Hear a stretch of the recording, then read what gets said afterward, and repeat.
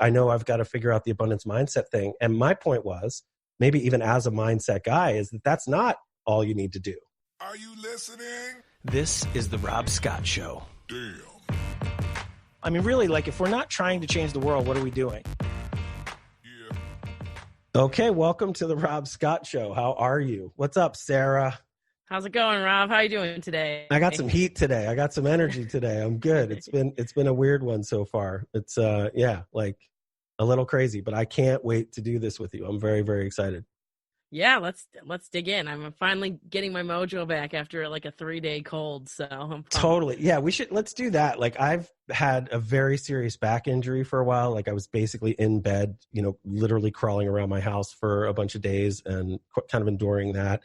And, just coming back from that, it's been fun. When it's challenging to literally go mail a letter, that's a lot. And so that's I'm coming in with this energy of like being tired of like having a hard time getting around and not being able to get to the gym and doing those kinds of things, Yeah, definitely. No fun.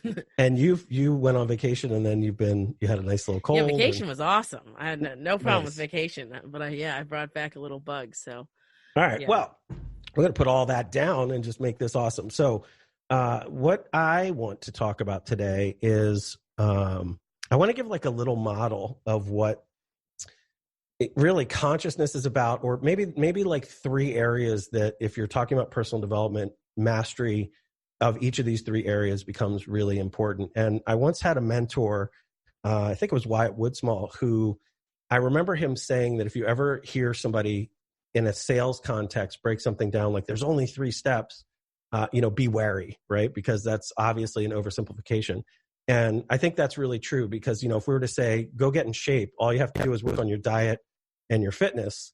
That's both true, like that's right. But each one of those is, potentially a lifetime of study and mastery and all that stuff. So I don't mean to be flippant with this. There are these 3 areas, but each of these are very complex and have a lot to do and all that stuff.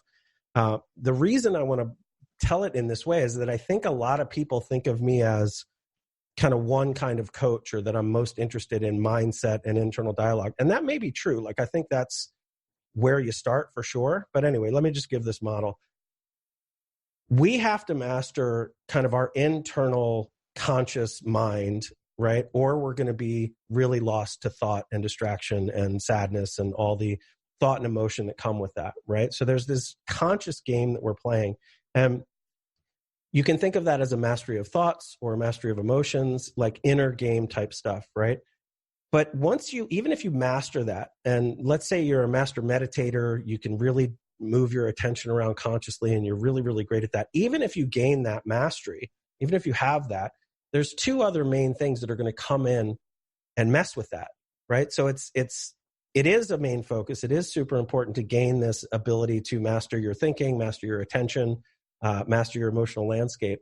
But the 2 things that start to play with that is, the first one is externally, right? If we're going out in the world, I don't care if you're a Zen master. If somebody keeps coming in your life and punching you in the face, that's a problem that needs to be dealt with. And it's not overcome just with good thoughts or affirmations or just mindset, right? There's things that you have to do differently if you do want to go make more money. So there's this external world, and that's quite often where most of the coaching out there is about. Like, what's your goal? How do you show up for that? What's happening there? But, if you're in a bad relationship and you're with somebody who's not supportive and not loving, they're going to come in and bother that calm state of mind, even if you've mastered it, right? They're going to keep coming in and being difficult. So without me saying the 3rd area, I just want to ask you, Sarah, does that make sense? Like, is that, have I said that well or no? Yeah, it definitely makes sense to me. I think that, when Rob says like the things that we have to, or like we must master, it's really like, what this comes down to is that we all are generally looking for some kind of result, whether that's to feel better, or it's to do better in our work, or to relate better. I mean, in our tangible everyday lives, we're all looking, to be better at something. And so I think that's like, if you step way back out into the just general self-improvement, self-help category, we're all kind of looking how to do it better. And I think we're shortcutting to like when Rob doesn't want to oversimplify, personal development. It really does come down to kind of like these kind of core principles in order to kind of go back out and get results in all the areas. So Yeah.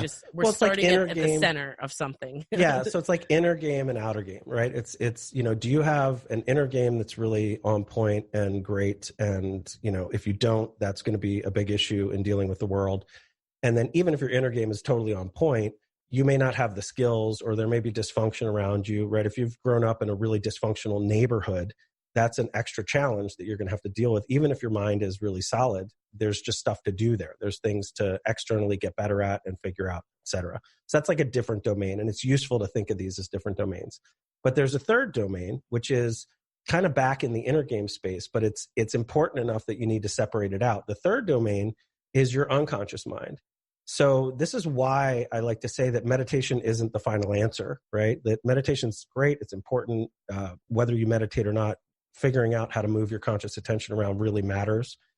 But if you have these patterns that are unconscious to you, you can still meditate. There's a ton of value out of it. You can still gain mental mastery and mindset, and through, visualizations and affirmations, like whatever, get to a really great place. But if your mind keeps serving up, I'm not enough, I'll never get there, nobody loves me, whatever, and that's outside your conscious attention, the way that I like to talk about it is you don't know what your next thought is going to be, right? You don't know what you're going to be thinking 5 minutes from now.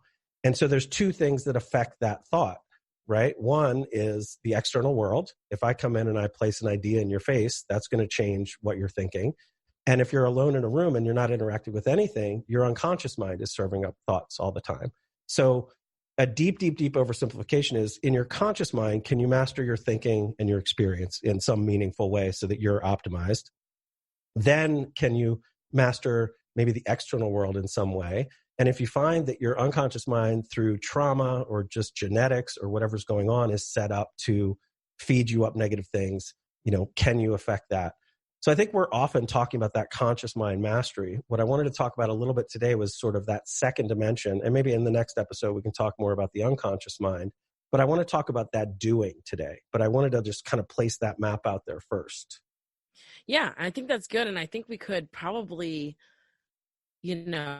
relate this back a little bit more, because I just think, we must master this. It's like, I imagine our listeners are like, why? That's not really what was on my mind today. You but certainly don't have to if you don't want to, but yeah. No, but I mean, it's really the key to, all right, let's go back to the back issue, right? Mm-hmm. So Rob was talking about how he had a thrown out back, which is affecting, obviously, his physical state. He's in physical pain.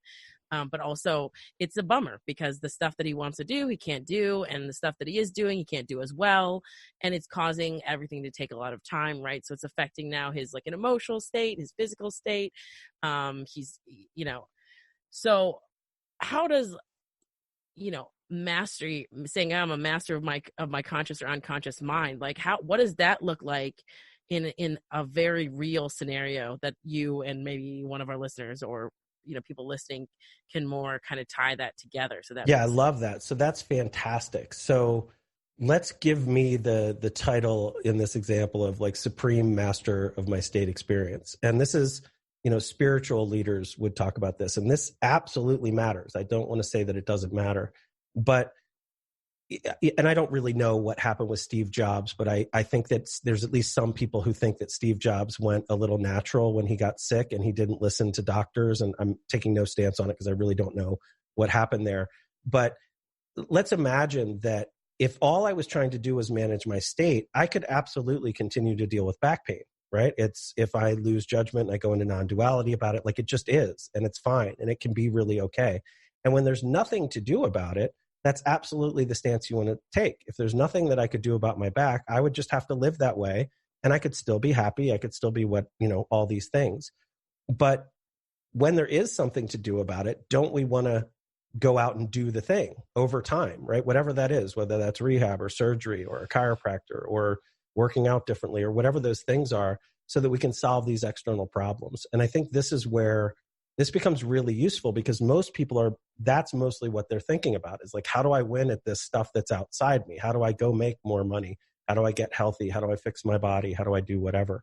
And so that domain deeply matters. And I was recently talking to a past client and somebody who I love to death as a person. And I don't know if our conversation was coloring how he was talking to me, but we were talking about money and how he was like, I'd love to make more money or whatever. And we'll just make an example out of it. Let's say you're struggling with money. How he was coming back to me was, I need to be, all I need to do is have an abundance mindset, or, let me just, I know I've got to figure out the abundance mindset thing. And my point was, maybe even as a mindset guy, is that that's not all you need to do, right? If your mindset is the problem, you definitely need to address that for sure. But then there's literal things over time that you have to do differently around money. You have to figure out a budget. You have to have certain willpower to stop spending certain ways. And you have to build a savings habit and maybe even an investment habit, like those kinds of things, if you want to solve that problem. So whether you have mind mastery to whatever degree or not, there's still these external habitual things that need to be addressed so that you can do it. So is that right? Yeah, no, that definitely, yeah. So again, those three dimensions are, it's a mindset, it's a conscious act of actions, and then there's also, we have the subconscious running under our minds, exactly running in our minds. And today our main focus is going to be looking at those kind of conscious actions and how they maybe overlap or don't overlap with also, like, mental mastery, which we so often are talking about. Yeah, That's totally. awareness and presence and that kind of thing. Yeah. So, one of the things that I think is really powerful, and this talk today is both inspired by us wanting to spend a few episodes going over these three dimensions. But last night we also had this group accountability call. And one of the things that we offer is this, it's a really affordable way to join a group and do an accountability practice. And so, why does accountability matter? What are we doing with willpower? Why do we procrastinate? This is all in the domain of doing and achieving and having, success in our lives. So, are any of those interesting to you, Sarah, to dive in on more deeply? Yeah, I think of, when you're like on mindset or whatever, we've talked in the past on the podcast about how, mind relates to state, also mind relates to action, and that whole triangle of, thinking, feeling, and doing, Yeah. And so it does always feel to me like mindset is kind of at the top, and it's kind of both controlling how we feel and how we behave, and then it's, and then impacting how we think. So it is interesting. In prior episodes, we compared mind to feeling. So it's like, yeah, think about really like how mindset and doing can really be powerful and can get you real results and impact real change for you. I think that's a really important thing to talk about. For sure. So yeah, it's interesting because we break these things down and then you come back, and one of our bigger things that we do is called identity shifting. Like all of this is in, changing your identity sort of changes all this, how you think, how you feel, how you do. But each area is sort of fixed in a different way and has different dimensions to it, right? So a couple of things that I want to talk about in the doing space. I think also because mindset and your subconscious experience, in that domain, I'm often trying to remove time as thought, right? Like subjective experience of time often leads to a mindset of, I'm not there yet, I'm not good enough yet, I've got to be this, I've got to be that. And that causes this internal almost panic or depression or overwhelm or anxiety, whatever. So in that internal space, we're doing that. But in the external world, in the doing space, time, objectified is very, very real and very, very important, right? How do we show up? Life is going to keep coming at you. How do we show up in that doing space over time to really change behaviors so that we can become more the person that we're proud of, more the person that we really want to be? And one of the most powerful things about that is something called social pressure, right? Like if you are able to go out into the world and claim something and then have a bunch of people that are expecting you to show up in a different way, that can really be powerful to pull you into doing, which is why, I think accountability can really be helpful. But then you also personally need to be able to apply your will in a different way, right? Willpower. Like how can I consciously make these choices that are going to be different, that pull me out of this habitual state that's happening now that might look like laziness or overeating or not showing up to do the things that you really, really know how to do, right? I think in the past, there was definitely a time where knowing stuff was difficult. It wasn't, if you might want to start a business, but it literally took, $100,000 degree to learn how to do that. That's not the case anymore, right? The knowing how to is completely available to us. You may not have it personally. You may still need to go learn it, but you can go look up almost anything you want on the internet and go get phenomenal high level information for free, right? So the knowing how part isn't there anymore. So I like to tell people, like, you already know how to do this, or you could at least learn how to do this, but why aren't you doing the thing that's most important, right? Right. And I think that's, what most anyone listening, can relate to, right? Mm-hmm. That's like probably one of the most relatable things is that, to your point, knowledge is so easily accessible. Yeah. I can think of I don't know, 15 things right now, just right off the top of my head that I probably should do. And I know how to do, and I'm not doing them. So yeah, it's that the switch between kind of a mental mastery of whatever and the actual physical action of following through and building a habit and is much more of a gap than I think we want to admit to ourselves. Well, think about how powerful you would be. And I want to get into, because accountability is one thing, but part of accountability is accountability to what? So as you point out, if you have 15 things that you're not doing, just hearing that is overwhelming to me. It's like, and by the way, that's totally realistic. Me too, right? We've all got the stuff to where we'd like to develop and do, but you can't go do 15 things at once. You can only do one thing at once. And so having a clarity on really what's most important. If I ask these overwhelmed clients, what do you want to do? What would you like to be? Most of them don't even know, right? They could bitch about things and they can complain about a lot, but it's like, great, well, what do you want?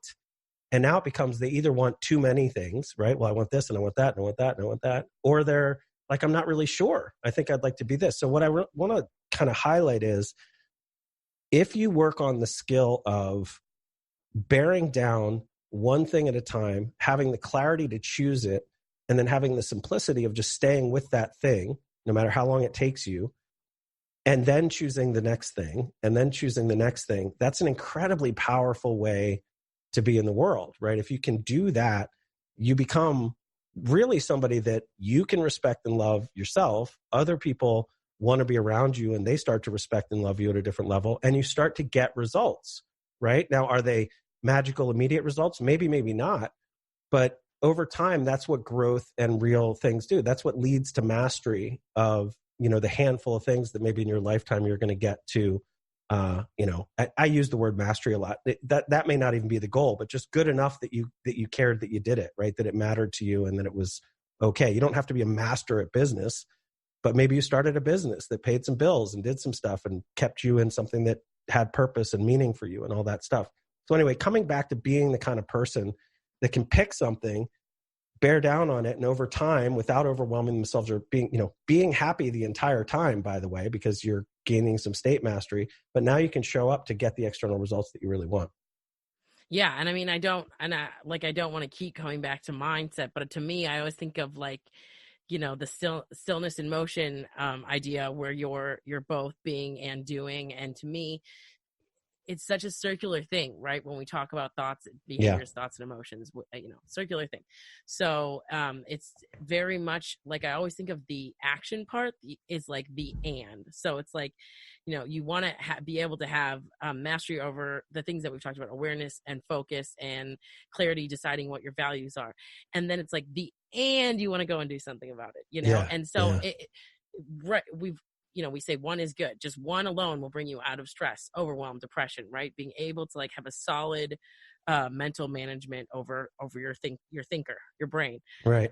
But don't forget the and then go and do something, because otherwise you're going to end up kind of in a state of nothing, right? You can't really function as you want to be in the world. So it's so this part of kind of the discussion to me is so important, because it ties it all together. And I think that, just thinking about your example with the conversation that I had with your client, where he's like, I just got to have more of an abundance mindset and whatever. And it's like, yeah, it's not wrong. It's like, yes. And, you have to do these actionable things. And I think often people struggle with it, and you broke it down so well in the call that you're talking about last night.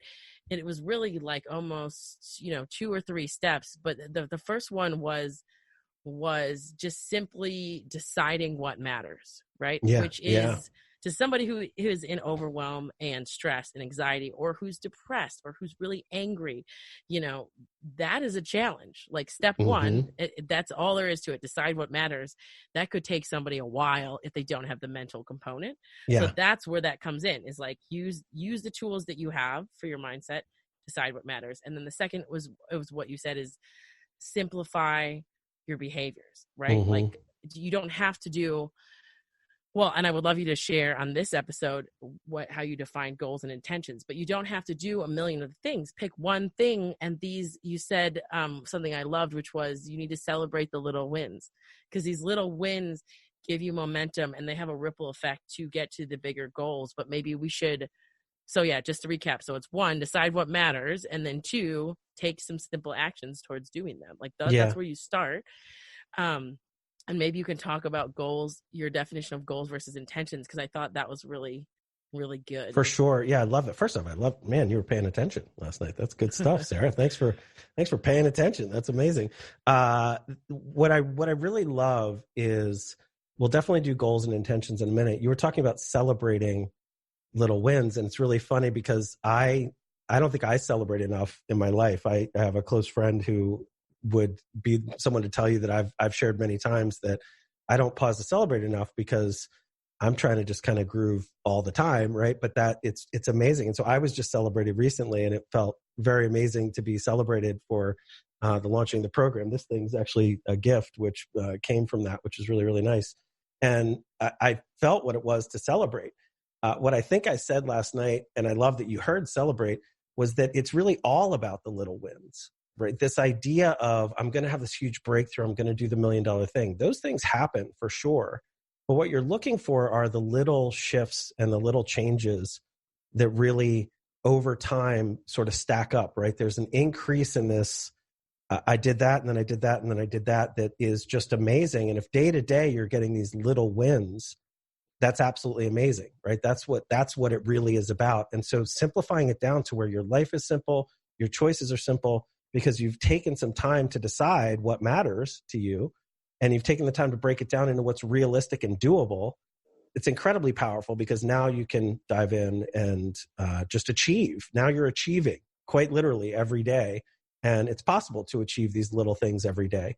So if we don't know what's important, we can't really achieve. And if we are too overwhelmed with it and we don't take action, we can't achieve. But if you just make these little things, I'm going to do the laundry today, go achieve that. I'm going to do the dishes right now, go achieve that, right? I'm going to make my bed before I leave the bedroom, go achieve that. So little wins is really where the focus should be. And it's the one that actually leads to the big wins in a big way. Intentions versus goals. Let me just hop in on what you just said. Yeah, please, sure. Yeah, just to kind of, and just to kind of give our listeners an example of what that would mean, like in my own life, for example, is because again, I think we say things and we're like, hey, just do this. And it's like, yeah, you leave and you're like, yeah, I just want to do that. And then you're like, wait, how do I do that? Yeah. There's still 15 things in my head. And so, kind of a quick tip is like, because I'm not in total overwhelm with my life, I can kind of break it down into categories. There's like personal maintenance, maybe there's like personal to-dos, and there's work goals and relationship goals. And so maybe in a day, where you could start is just pick one thing on the list in each area, right? So maybe today I'm not going to do the laundry. I'm going to do the dishes. I'm going to pay one bill. I'm not going to say I'm going to pay all my bills. I'm going to pay one bill, and I'm going to make sure that I have dinner with my partner. Yeah. And there's probably, a million things on each of those lists, but like when you're talking of and then celebrate. I'm a big fan of celebration. Celebrate those wins. But when you're just talking about habituating little activities, if you did those 3 things for 5 days, Monday through Friday, you did one chore, you paid one bill, and you connected with, someone in your family or your partner for like an hour in the day, then what is your week going to look like? So when Rob's talking about, habituating little habits, and that's what can happen over a week. That's so powerful. All of a sudden you're like, at the end of the week, you're like, my bills are paid. I feel really connected to my family and my relationships. And also like my house is clean. because one day I did the dishes, one day I Yeah. did the laundry, one day I put away the pile in the corner. And it becomes these things that we carry with us like every day. We're like, didn't do that, didn't do that, didn't do that. And then months and months go by and we are feeling all bad because we've got all this junk, Yeah. surrounding it. It's like, oh, it's as simple as doing one thing from each category. Sure. By the way, day. Sarah's one of the best doers I've ever seen. Like, she's incredibly effective, really organized, gets a ton done, and, supports me in me being more productive. Like, she's really, really good at this, way before she ever met me. Like, this is, she's talented at this, and it's very cool to watch you do what you do and how fast you are and what you do. And she does big wins all the time too, but it's in these little things that she's just thrilled when I can give her like real stuff to go plow through and get done, and I can feel amazing about it. One thing I wanted to say to that also is, you pointed out what's different at the end of the week, but imagine if that was the whole month, right? What if all of a sudden that was more who you became for the next 3 months, for the next 6 months, for the next year? All those little wins, it's right? Super powerful. Yeah, I mean, it's when you become, again, excuse the word, but masterful at running your own home, then all of a sudden you might have the space and the capacity and the ability to go, hey, I could help out my neighborhood. I could join the PTA, or I could, whatever it is. And all of a sudden, that's how you end up going, well, I could actually be like mayor of my little town or something, and all of a sudden this is how people become capable and respected. And that's how you become the kind of person that's, whether you ever want to be a leader or not, but this is what leads to us being a leader of our own lives and potentially a leader of others. If you can actually say what you're going to do and then go do it, right? I've had a lot of people around me that will promise what they do. And there's this hit when we promise, oh, I'm going to do this thing, and everybody's excited about it. And then if you miss it once, that's normal and fine. We all miss our goals. I will say, hey, I want to do the dishes, and they don't happen for whatever reason. That's fine. But if more often than not, you're actually somebody who can be thoughtful enough about what you promise, like promise less, right? As an employee, if I'm like, hey, I want you to do this, and you're like, that seems like too much, but I know I can do this, at least I know where you're at. And then I begin to trust you, and you trust you, and it becomes this really, really powerful thing. And then those little 1% wins really stack up into change, into becoming not only a different person, but having very different results. And much become easier. So there's like so many benefits. And this is, I think, probably my favorite thing about our podcast here, Rob, is that we often start an episode and we're like, do this, and then you can do this. And it's like this big, grand, philosophical, metaphorical thing. And then it's like this big result. And then we spend the next 30, 45 minutes breaking it down to be like, and it starts with doing the dishes. Mm-hmm. And everyone's like, what? Yeah. And it's like, no, but that's really like, not only like the benefits Rob was saying, being a leader, showing up for yourself, showing up for others, but like, the internal things that's doing. Your self-esteem is going up, your confidence is going up, your overwhelm is going down, your stress is going down, your creativity is going up. I mean, there are just like endless amounts of things. And it's so great to kind of talk about this in this way, because most often clients or people that are working with you are like, I want to go here. And then you're like, hey, go, clean your room. The whole metaphor, like, clean your room before you can clean your life, clean your business, or whatever. And it's like, what?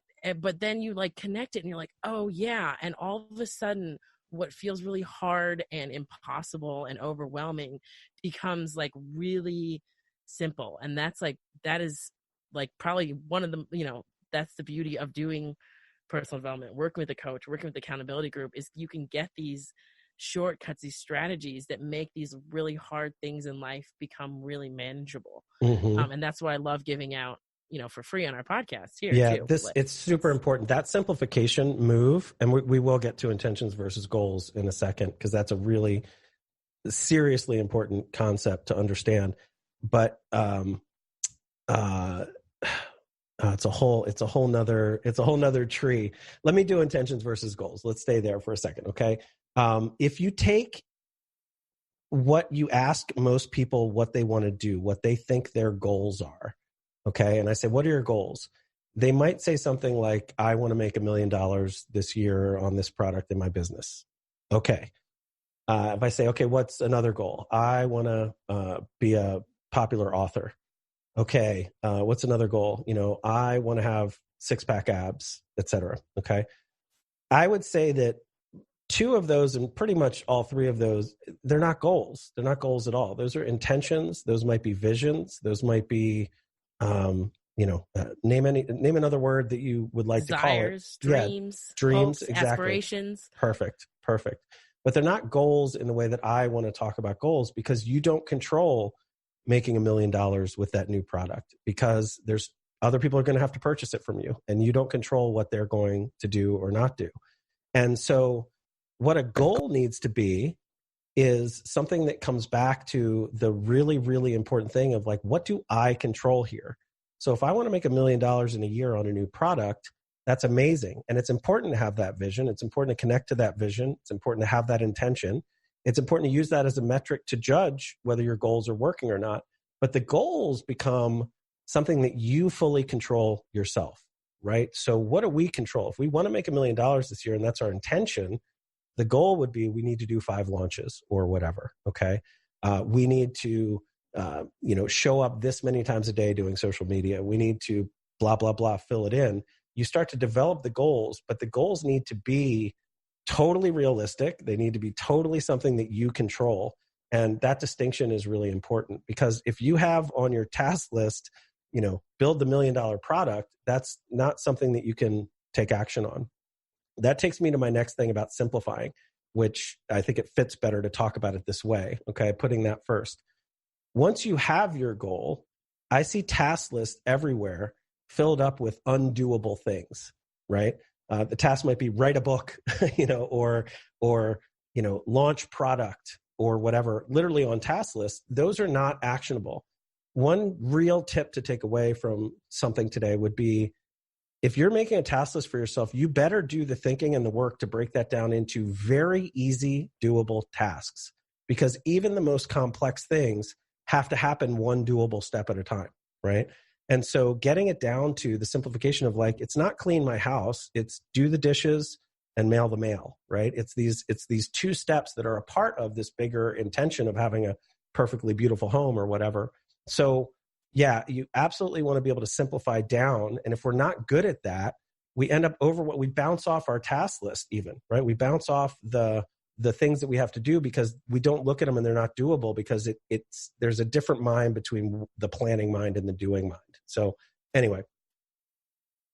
Yeah, no, definitely. Yeah. And another thing to add to that, another example is if you go back to, my house is a mess. It's Monday, my house is a mess. And my tactic of, all right, I can't do everything today because I have other things to do. I'm going to do one thing each day this week.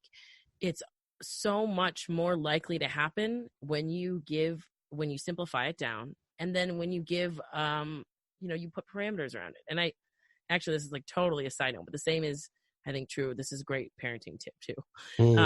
You have to put boundary, it's like, it's more in the self-parenting category maybe. Because if I tell myself I'm going to clean my house this week, I guarantee I will not clean my house this week. If I say I'm going to name what I'm doing, when I'm doing it, and I'm making it so I can do it, it takes 15 minutes, 20 minutes each day. Right. Then I am much more likely to do it. And if I don't do it, I know where I failed.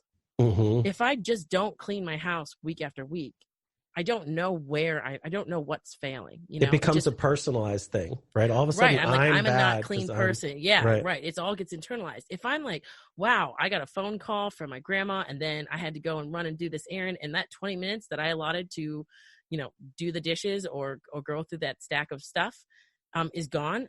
That's not my fault. It's like, okay, tomorrow maybe I need 40 minutes, right? You can adjust and you can tackle where the gaps are when you break it down that way. And if you keep things like, I'm going to write my book, I'm going to launch my thing, you don't even know how to get better, right? You're not giving yourself the tools to succeed at all. Yeah. So it's also like kind of an act of self-care and self-kindness to simplify things down so you can get the wins, so you can habituate the wins. And now where that does come back into mindset is if simplifying those down, you still don't feel good enough, right? Or it's not okay to make them so simple because you still are upset with who you are, or this isn't good enough.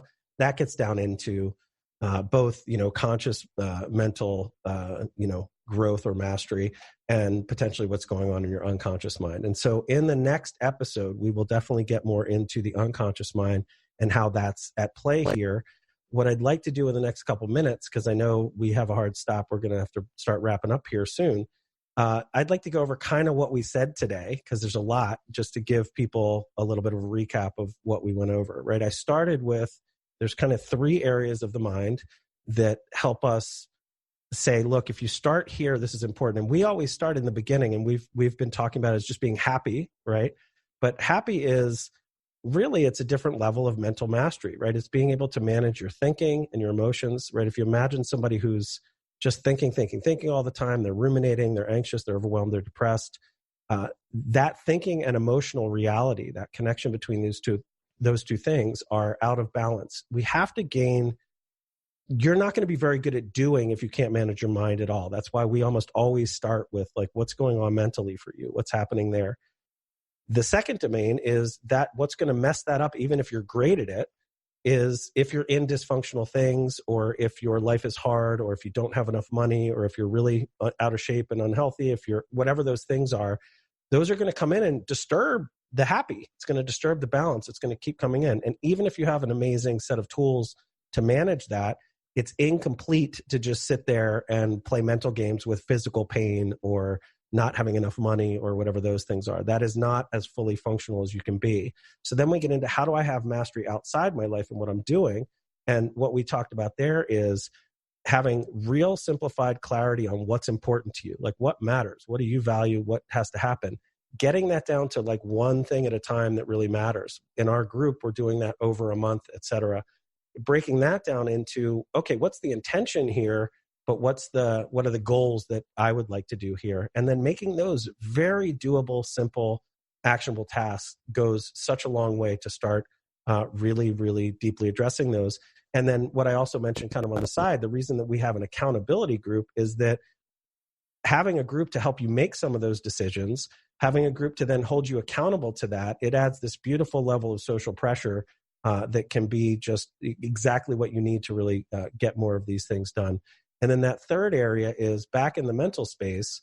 What's going to be coming up for you also are these unconscious patterns, which as a normal human being today, it's very hard. I mean, that's why they're unconscious, right? They're outside your consciousness, this kind of habitual coding that we have underneath that's going to be serving up thinking, and it's going to be serving up meaning to you, and it's going to be doing all this stuff. That for many of us also really needs to be addressed if we want to be, as realized, as productive, as happy, as, amazing in the world that we can be. Is there anything I left out there that comes to mind? No, I mean, I think that was a really good recap. And I just think, the big hacks or the takeaways from this particular part of what you're talking about is that, just like what we say about minds, we're not going to tell you what to think. We're going to give you a tool of how to think. We're not telling you what to do. We're giving you another tool of how to become a doer, right? Yes. And the awesome thing about this, just to kind of really bring it back to our listeners, is this is not exclusive to your dirty house or your business or your financial goals or your relationship. This is literally if these steps, you can apply them to anything. So if it's, being better at your job, great. If it's, learning how to budget, great. If it's learning, building habits around exercise, great. Like, this one tool can fit in any area, anything that you're dealing with, anything that's on your mind. It's how to relate to your kids better. Great.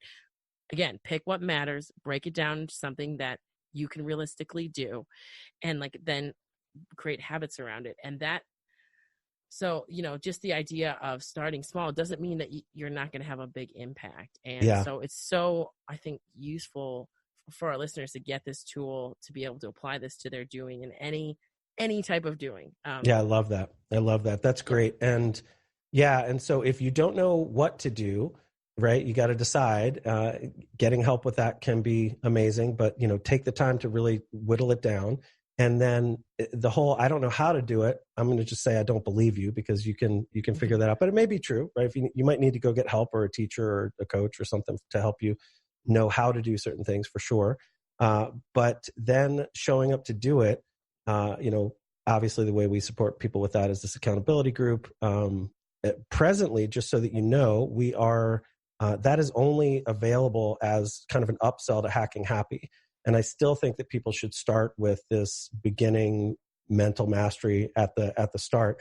So if you're interested in that, Hacking Happy is our really affordable online course. It has it helps you master your mental state in really quickly and gives you massive results, like in under 3 weeks. We talked about it in our past episodes. It has a guarantee, so it's definitely worth checking out. I've done the program, and we're also hearing from other of our clients that have done the program, and it's really fun to see results, that people What's get results really cool, doing. what I love is that our clients that have done some of my much deeper work are loving it, right? They're like it, and it's simple, it's easy. One of our guys is amazing. He's actually got his 10-year-old daughter going through it. And so what he was lovely It's for enough, all ages. It's for all ages. What he was lovely enough to share with me was, he's like, this needs to be taught in schools. Parents need to know this stuff. It's really just a different way to run your mind. If you go, and I think later we'll probably have the accountability group available directly if that's kind of all you wanted to work on. But presently, if you wanted to go get Hacking Happy, test it out. It is guaranteed. It's very affordable. And then I think you'll be shocked at how affordable the accountability group is as well. After that, it's just an upsell on the next page that you can add to your order. So if you're interested, go to hackinghappy.com and check out what we have for you there. I love doing this with you, Sarah. I think we maybe need to do this more often. This is amazing. Yeah, I look forward to the next time we talk, and thank you guys so much for listening to us. We really appreciate it. So our intention is that people listen, but our goal is just to record. So and there it is, record and maybe put it out there. We also need to edit it and publish it and all that stuff too. But anyway, be kind to yourself and everybody else. We'll talk to you really soon. Bye-bye.